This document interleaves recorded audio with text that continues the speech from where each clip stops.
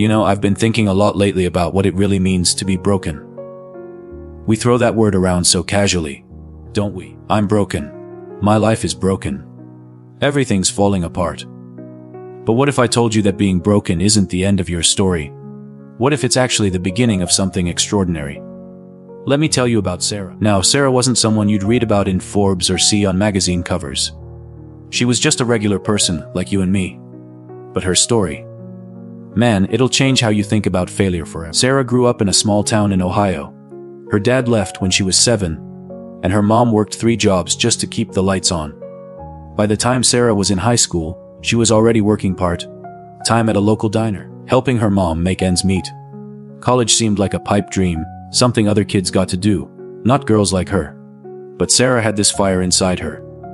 She'd watch the customers at the diner, listening to their conversations about business deals, travel plans, dreams they were chasing. And she'd think to herself, why not me? Why can't I have that too? So she did something crazy. She applied to every scholarship she could find, spent her nights after work filling out applications, writing essays, dreaming of a different life. And you know what? She got rejected. Over and over and over again. 47 rejections to be exact. I know, because she kept every single rejection letter in a shoebox under her bed. Most people would have given up. Most people would have said, see, I told you it wasn't meant for me. But not Sarah. She looked at those rejection letters and thought, okay, so traditional paths aren't working. What else can I do? She started small. Really small. She began tutoring younger kids in her neighborhood for $5 an hour. Then she started a small lawn care business with equipment she bought from garage sales. Every penny she earned went into a college fund she created for herself. 2 years later, she had saved enough to enroll in community college. She worked full-time during the day and attended classes at night. Her classmates were mostly kids fresh out of high school, and there she was, this 20-year-old who looked like she'd already lived 3 lifetimes. But here's where the story gets interesting. During her second semester, Sarah's mom got sick. Cancer. Stage 3. All those medical bills started piling up, and suddenly Sarah's college fund became her mom's treatment fund. Without hesitation, she withdrew from school and went back to working multiple jobs to support her family. For 2 years, Sarah felt like she was drowning. She'd wake up at 5 a.m. to work at a bakery, then rush to her afternoon job at a call center, then spend her evenings taking care of her mom. The dreams of college, of building something bigger than herself, seemed to fade a little more each day. Her mom passed away on a Tuesday morning in March. Sarah was holding her hand when it happened. And in that moment, sitting in that sterile hospital room, Sarah felt more broken than she'd ever felt in her entire life. Not just sad broken, like someone had taken her heart and shattered it into 1,000 pieces. The weeks that followed were dark. Sarah couldn't eat, couldn't sleep, couldn't see a way forward. She'd sit in her mom's empty house, surrounded by medical bills and funeral expenses, wondering what the point of it all was. All that struggle, all those dreams, all that hope for what? But sometimes, when we're at our lowest point, something inside us whispers, this isn't how your story ends. Sarah heard that whisper on a rainy Thursday evening. She was cleaning out her mom's things when she found an old notebook tucked away in a drawer. It was filled with her mom's handwriting, quotes, prayers, and on the very last page, a letter addressed to Sarah. The letter said, "My beautiful daughter, if you're reading this, it means I'm no longer there to tell you these words myself. I need you to know that every sacrifice you made, every dream you put on hold, every moment you chose love over ambition, it wasn't wasted. You think you're behind in life, but you're not. You're exactly where you need to be. The pain you're feeling right now, the brokenness, it's not your ending. It's your beginning. You have something inside you that this world needs. Don't let my death be the thing that stops you from sharing it. Let it be the thing that finally sets you free." Sarah read that letter probably 100 times. And slowly, something began to shift inside her. She realized that her mom was right. She wasn't broken. She was being forged. All that pain, all those struggles, all those moments when she wanted to give up, they weren't destroying her. They were creating something unprecedented. She made a decision that night. She was going to start over. But this time, she wasn't going to hide her story. She was going to use it. Sarah took the last bit of money she had and bought a cheap camera. She started making videos in her mom's living room, sharing her story. talking about the struggles of being a young caretaker, the challenges of pursuing dreams when life keeps knocking you down. She called her channel, Broken But Building. The first video got 12 views. The second got 8. But Sarah kept going. She talked about grief, about financial stress, about feeling like you're not enough. She shared practical advice about applying for aid, managing multiple jobs, finding hope when everything feels hopeless. Slowly, people started to respond. Comments began pouring in from other young people who felt just as lost, just as broken. They shared their own stories of struggle, of dreams deferred, of feeling like they were fighting the world alone. Sarah realized she'd found her calling. Not in spite of her pain, but because of it. Her brokenness had given her a superpower, the ability to see and speak to the broken places in other people's hearts. Within 6 months, her channel had grown to 50,000 subscribers. Within a year, it was 200,000. Companies started reaching out, wanting to sponsor her content. But more importantly, she started getting messages from people telling her that her videos had saved their lives, had given them hope when they were ready to give up. That's when Sarah made another bold decision. She took the money she was earning from her channel and started a scholarship fund, the same kind of scholarship she'd been rejected for all those years ago. But this one was different. This one was specifically for young people who'd experienced major life disruptions, kids who'd been caregivers, who'd lost parents, who'd had to put their dreams on hold to survive. The first year, they were able to give out 5 scholarships. The next year, it was 20. By the third year, they were funding full rides to college for 100 students every year. But here's the thing that gets me about Sarah's story. She never forgot where she came from. Even as her platform grew, even as she started speaking at conferences and writing books, she never stopped being that girl from Ohio who kept rejection letters in a shoebox. She never stopped being real about the struggle. I had the chance to meet Sarah a few years ago at a conference. By then, she'd helped thousands of people pursue their education, had built a multimillion-dollar business, and had become one of the most respected voices in the personal development space. But when I asked her about her success, you know what she said?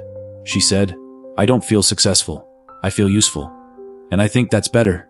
That hit me hard. Because she's right, isn't she? Success is about you. But usefulness, that's about others. That's about taking your pain and turning it into someone else's breakthrough. That's about taking your mess and turning it into someone else's message. Sarah's story changed how I think about my own struggles. See, I used to think that my problems were problems, that my challenges were obstacles, that the things that hurt me were just damage. But Sarah taught me that our wounds can become our wisdom. Our tests can become our testimony. Our mess can become our message. Think about it. Strongest steel goes through the hottest fire. The most beautiful diamonds are formed under the most intense pressure. The most powerful rivers carve the deepest canyons. And the most inspiring people, they're the ones who've been through hell and decided to use their experience to light the way for others. You might be sitting there right now thinking, "That's great for Sarah, but you don't understand my situation. You don't know what I've been through. You don't know how broken I am." And you're right, I don't know your specific story. But I know this, every single person who's ever done anything meaningful with their life has felt exactly the way you're feeling right now. They've felt overwhelmed. They've felt defeated. They've felt like giving up. They've had moments where they looked in the mirror and thought, "I'm too damaged to be used for anything good." But here's what they discovered. And here's what I want you to understand. Being broken isn't a disqualification. It's a qualification. Your scars aren't signs of weakness. They're proof of your strength. Your struggles aren't evidence that you're not meant for great things. They're preparation for great things. Every rejection you've faced has been teaching you resilience. Every failure you've endured has been building your character. Every time you've fallen down and gotten back up, you've been developing the muscle of perseverance that you're going to need for what's coming next in your life. The world doesn't need another person who's had it easy. The world needs people who've been through the fire and can say, "I know the way out." The world needs people who understand pain because they're the ones who can offer real comfort. The world needs people who've been broken because they're the ones who know how to help others heal. Maybe you're in the middle of your storm right now. Maybe you're in that hospital room moment, feeling like everything is falling apart. Maybe you're looking at a pile of rejection letters, wondering if you should just give up. Maybe you're working 3 jobs and can barely keep your head above water, wondering if it's ever going to get better. Let me tell you something, this is not your ending. This is your beginning. This is not where your story concludes. This is where your real story starts. Because here's what I've learned from people like Sarah, and from my own journey through the valleys of life. The moment you stop seeing yourself as a victim of your circumstances and start seeing yourself as a product of your choices, everything changes. The moment you stop asking, "Why is this happening to me?" and start asking, "What is this preparing me for?" your entire perspective shifts. Your current chapter is not your final chapter. The pain you're feeling right now is not permanent. The struggle you're going through is not your identity. You are not your circumstances. You are not your past. You are not your mistakes. You are not your failures. You are a work in progress. You are a story being written. You are a masterpiece being created. And sometimes, the most beautiful art comes from the most broken places. I want you to imagine for a moment that 5 years from now, you're standing in front of a room full of people who are going through exactly what you're going through right now. They're looking at you with hope in their eyes, waiting for you to tell them that it's going to be okay. What would you say to them? You'd probably tell them that the pain is temporary, but the lessons are permanent. You'd tell them that the struggle is real, but so is their strength. You'd tell them that they're not broken. They're being forged into something beautiful. And if you can say those words to them, you need to start saying them to yourself right now. You need to start believing that your current circumstances are not your final destination.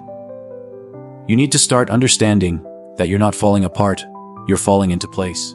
The rejection letters in your shoebox aren't evidence of your inadequacy. They're proof that you're brave enough to try. The failures in your past aren't indicators of your future. They're ingredients for your comeback. The pain you've endured isn't a sign that you're weak. It's evidence that you're strong enough to handle whatever life throws at you. Sarah's scholarship recipients often write her letters, thanking her for changing their lives. But in every response Sarah sends back, she includes the same message. I didn't change your life. I just reminded you that you had the power to change it yourself all along. That's what I want to remind you today. You have the power. You have the strength. You have the resilience. You have everything you need inside you right now to turn your current situation around. You might not see it yet. You might not feel it yet. But it's there. The same force that brought you through everything you've survived so far is the same force that's going to carry you through whatever comes next. The same strength that got you to this moment is the same strength that's going to propel you into your future. The same resilience that's kept you going when you wanted to quit is the same resilience that's going to help you build something beautiful from the broken pieces of your life. Your story isn't over. Your best days aren't behind you. Your greatest achievements aren't in your past.